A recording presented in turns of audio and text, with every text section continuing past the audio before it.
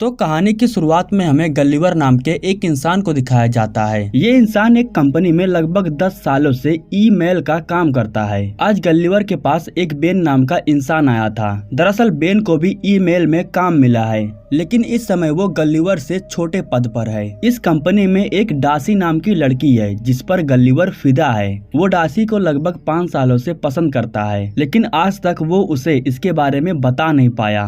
Ben कहता है कि तुम उसे बता क्यों नहीं देते कि तुम उसे पसंद करते हो। खैर अब कुछ समय के बाद बेन गल्लीवर के पास आता है और वो गल्लीवर से कहता है कि ईमेल में मेरा प्रमोशन हो गया है और अब मैं तुम्हारा बॉस बन चुका हूँ। यह सुन करके गल्लीवर हैरान हो जाता है और वो ये सोच करके उदास था कि बेन को आए हुए अभी तो 3 ही दिन तो हुए थे। दरअसल गल्लीवर इस कंपनी में 10 सालों से काम तो कर रहा था, लेकिन वो ठीक तरीके से इस कंपनी में अपनी प्रेजेंटेशन नहीं दे पा रहा था। खैर एक रात वो काम से घर जाते वक्त डासी से मिलने के लिए जाता है। वो डासी से पूछने के लिए गया था कि क्या वो उसके साथ कॉफी पर चलेगी, लेकिन गल्लीवर बेचारे की हिम्मत ही नहीं हो रही थी। जिसके बाद वो कुछ बोलता नहीं है बल्कि एक पेज उठा करके यहाँ से जाने लगता है। तभी डासी कहती है कि क्या तुम ट्रेवलिंग पर आर्टिकल लिखने जा रहे हो। दरअसल उस किताब पर आर्टिकल ही लिखा जाता था। अब यहाँ पर गल्लीवर भी बड़ी बड़ी बातें करते हुए कहता है कि हाँ मैंने बहुत सी जगह पर घूमा है और मैं हर जगह की आर्टिकल भी लिख चुका हूँ। जिसके बाद डासी कहती है कि तो फिर क्यों न तुम मुझे एक आर्टिकल लिख करके लाओ, क्या पता मुझे पसंद आ जाए और मैं तुम्हें अच्छा काम दे सकूं।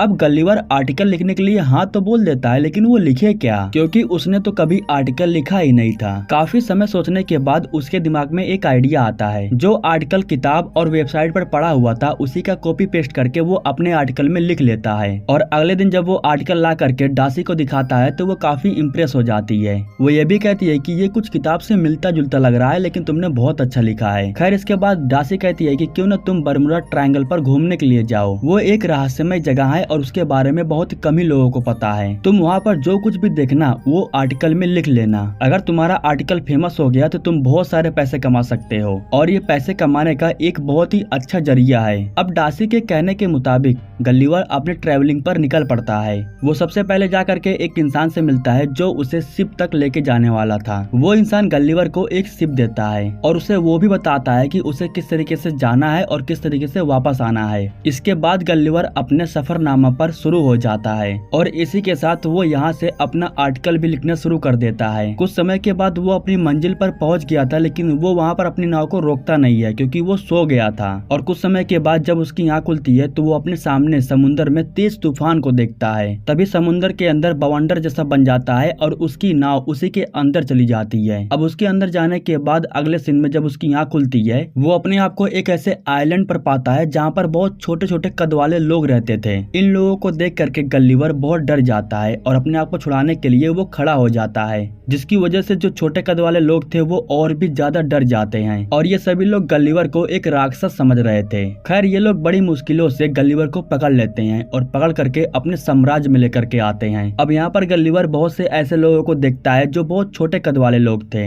और गल्लीवर के सामने इन लोगों का साम्राज्य भी बहुत छोटा सा था। अब यहाँ के जो राजा थे उन्हें लगता है कि गल्लीवर इन लोगों को नुकसान पहुंचा सकता है, इसलिए गल्लीवर को एक गुफा में ले जाकर के कैद कर दिया जाता है और उसे खाना खाने के लिए लकड़ी दिया जाता है। उसी समय गल्लीवर से एक इंसान कहता है कि तुम इसे भिगो करके खा सकते हो। दरअसल उस इंसान का नाम हुरोसियो था और यहाँ के जो लोग थे उसे यहाँ पर कैद करके रखे थे। वो गल्लीवर को बताता है कि उसने यहाँ की रानी को प्यार भरी नजरों से देखा है और इसी की उसे सजा मिल रहा है। तो गल्लीवर कहता है कि इसमें कौन सी गलत बात है। अब यहाँ पर इन दोनों की दोस्ती हो जाती है और ये दोनों अच्छे दोस्त बन जाते हैं। यहाँ पर जो सेनापति था एडगर, वो अगले दिन से गल्लीवर को बांध करके उससे जबरदस्ती काम करवा रहा था। खैर अगले सीन में हमें ब्रिफिशियस के लोगों को दिखाया जाता है। ये लोग लिलीपुट में घुस आते हैं और यहाँ पर आग लगाने के बाद रानी को किडनैप करने के लिए चले जाते हैं। वो रानी को किडनैप करके यहाँ से लेकर के जाते हैं। तभी यहाँ पर गल्लीवर आ जाता है और उन्हें बचा लेता है और उसी समय रानी के पास भाग करके हुरोसियो भी आता है। दरअसल वो रानी को पसंद तो करता है, लेकिन अब रानी की शादी सेनापति एडगर के साथ होने वाली है। खैर अब दूसरी तरफ हमें लिलीपुट के राजा को दिखाया जाता है जो आग के बीच में फंसे हुए थे।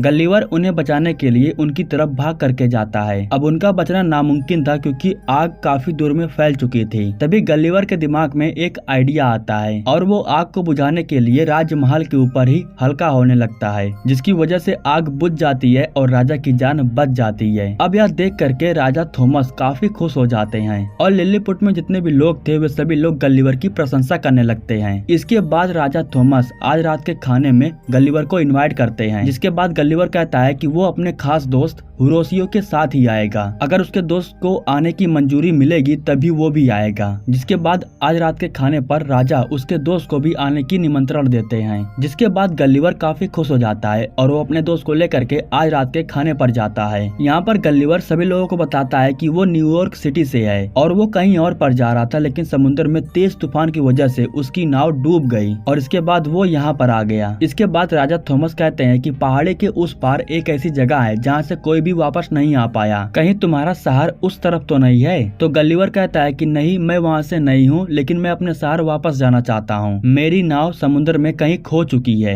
अगर आपके लोग मेरी नाव को ढूंढ देते हैं तो बहुत बड़ी मेहरबानी होगी और मैं यहाँ से वापस जा पाऊंगा। जिसके बाद एडगर कहता है कि हम अपनी सेना के साथ आपकी नाव को जरूर ढूंढेंगे, क्योंकि हम सब भी चाहते हैं कि बहुत जल्द तुम यहाँ से चले जाओ। इसके बाद थॉमस कहता है कि जब तक आपकी नाव नहीं मिलती है तब तक हमारे कारीगर आपके यहाँ रहने की व्यवस्था कर देंगे। अब काफी समय के बाद हमें दिखाया जाता है कि लिलीपुट के जो कारीगर थे वो सभी साथ में मिल करके गल्लीवर के लिए एक बड़ा सा घर बनाते हैं, जिसमें गल्लीवर बड़े आराम से काफी दिनों तक रह सकता है और इसी के साथ उसके खाने पीने और एंटरटेनमेंट की सुविधा भी किया जाता है। एक दिन गल्लीवर हुरोसियो से कहता है कि तुम रानी को बता क्यों नहीं देते कि तुम उसे पसंद करते हो? तो वो कहता है कि इसका कोई फायदा नहीं है, क्योंकि उनकी शादी एडगर के साथ होने वाली है और सेनापति एडगर हमसे काफी ज्यादा बेहतर है। इसके बाद हमें थॉमस की बेटी एल्सा को दिखाया जाता है जो यहाँ की रानी है। हुरोसियो उसके पास जाता है और एक अलग अंदाज में उसे बताता है कि वो उससे कितना प्यार करता है और गल्लीवर उसके सपोर्ट में पीछे खड़ा था। हुरोसियो एल्सा से मीठी मीठी बातें करता है। एल्सा को भी काफी अच्छा लग रहा था क्योंकि वो भी हुरोसियो को पसंद करती थी। खैर तभी एल्सा को कोई पुकारता है, इसलिए वो भाग करके अपने कमरे में जाती है। उसके कमरे में एल्सा से मिलने के लिए एडगर आया हुआ था। वो एल्सा से कहता है कि जल्द ही हम दोनों की शादी होने वाली है और हम दोनों फिर एक हो जाएंगे। हालांकि एल्सा एडगर से शादी नहीं करना चाहती है, लेकिन अपने पिता की बात मान करके वो एडगर से शादी करने के लिए तैयार हो गई है।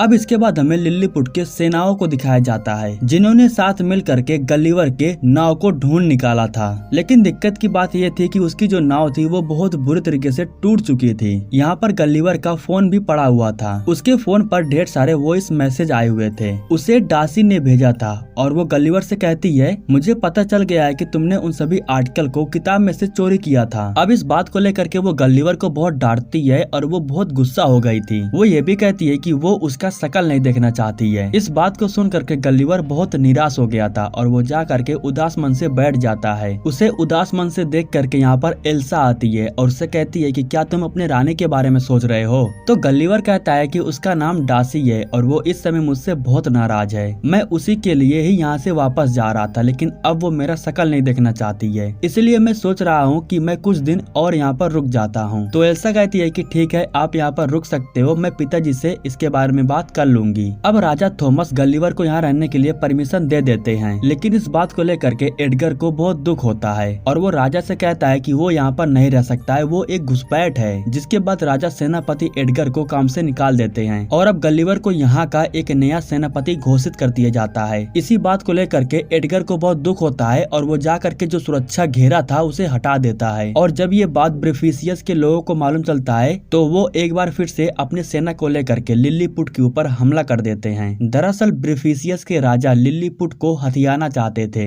जब गल्लीवर को ये बात मालूम चलता है तो वो भाग करके लिलीपुट को बचाने के लिए आता है। एडगर कहता है कि तुम्हें ब्रिफिसियस के लोगों से अकेले जा करके लड़ना होगा, क्योंकि तुम एक उप सेनापति बन चुके हो। इसके बाद गल्लीवर बिना डरे समुद्र के अंदर जाता है और वो ब्रिफिसियस के लोगों को भगाने की कोशिश करता है। यह देख करके ब्रिफिसियस के लोग गल्लीवर के ऊपर हमला करते हैं, लेकिन इस हमले की वजह से गल्लीवर को चोट नहीं लगती है, बल्कि उन्हें ही नुकसान होता है। इसके बाद वो इन सभी की नाव को अपने हाथों से पकड़ करके घसीटते हुए लिलीपुट के राजा के सामने लेकर के आता है। यह देख करके राजा और यहाँ के सभी लोग गल्लीवर से काफी खुश हो जाते हैं और इसी के बाद से गल्लीवर इन लोगों का एक मसीहा बन जाता है। उसके नाम के चर्चे चारों तरफ हो रहे थे, हर एक चीज में गल्लीवर का नाम लिखा जा रहा था। अब उसकी तरक्की को देख देख करके एडगर को बहुत दुख होता है और वो जा करके ब्रीफिशियस के राजा के साथ शामिल हो जाता है। वो ब्रीफिशियस के राजा से कहता है कि हमें उस राक्षस को मारना होगा क्योंकि वो राक्षस आगे चल करके हमारे और आपके राज्य पर खतरा बन सकता है। इसके बाद एडगर गल्लीवर को हराने के लिए एक बड़े से रोबोट मशीन को बनाता है और जब वो रोबोट बन करके तैयार हो जाता है तो वो उसे लेकर के लिलीपुट में आता है क्योंकि वो उस रोबोट के सहारे गल्लीवर से लड़ करके उसे हराना चाहता था। गल्लीवर अपने सामने इतने बड़े रोबोट को देख करके अंदर ही अंदर बहुत डर जाता है। इसके बाद एडगर उसके ऊपर हमला करके उसे पकड़ लेता है और उसे लटकाने के बाद सभी से माफी मांगने के लिए कहता है।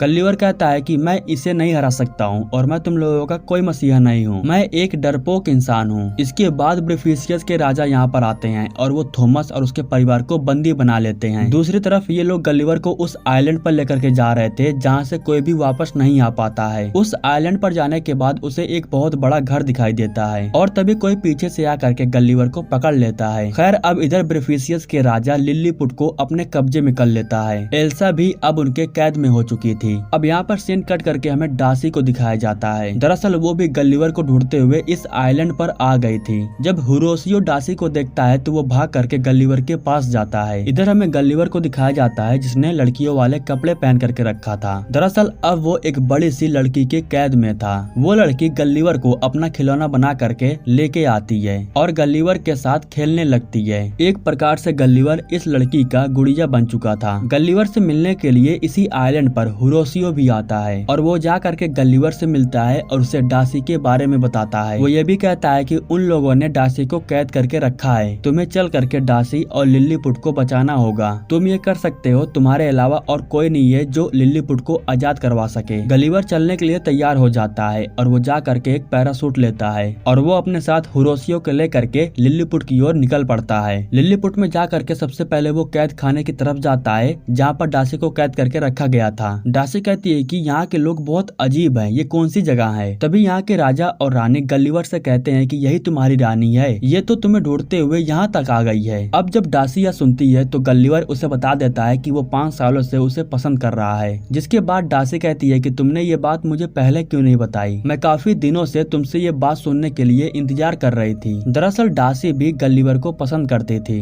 खैर इसके बाद गल्लीवर राजा और रानी को जेल से आजाद करता है और वो इनसे वादा करता है कि वो एक बार फिर से लिलीपुट को आजाद करवा के रहेगा। वो डार्सी से भी कहता है कि सबसे पहले हमें यहाँ के लोगों को आजाद करवाना होगा, इसके बाद हम दोनों यहाँ से अपने शहर वापस लौट चलेंगे। अब अगले दिन एक बार फिर से गल्लीवर लिलीपुट की तरफ से एडगर से लड़ने के लिए जाता है। वो एडगर से कहता है कि अगर तुम इस लड़ाई को हार जाओगे तो तुम लिलीपुट को छोड़ करके हमेशा के लिए यहाँ से चले जाओगे। जिसके बाद एडगर उसकी बात मान जाता है और इन दोनों के बीच में फाइट होने लगती है। लेकिन फाइट करते हुए एडगर चीटिंग करने लगता है, वो गल्लीवर को शॉक देने लगता है। होरोशियो को पता था कि वो चीटिंग कर रहा है, इसलिए वो गल्लीवर की मदद करने के लिए एडगर की तरफ जाता है और वो एक रस्सी की मदद से रोबोट के अंदर घुस जाता है। अंदर जाने के बाद वो एडगर के ऊपर हमला करके उसे रोकने की कोशिश करता है और उस रोबोट का जो मेन वायर था उसे बाहर निकाल देता है, जिसकी वजह से अब वो रोबोट ठीक तरीके से काम नहीं कर रहा था और इसी का फायदा उठा करके गल्लीवर उसे बहुत ही ज्यादा धोता है और उस रोबोट को काफी ज्यादा मारने के बाद उसे फिर से छोटा बना देता है। अब इस तरीके से गल्लीवर इस लड़ाई को जीत जाता है और एक बार फिर से लिलीपुट को आजाद करवा देता है।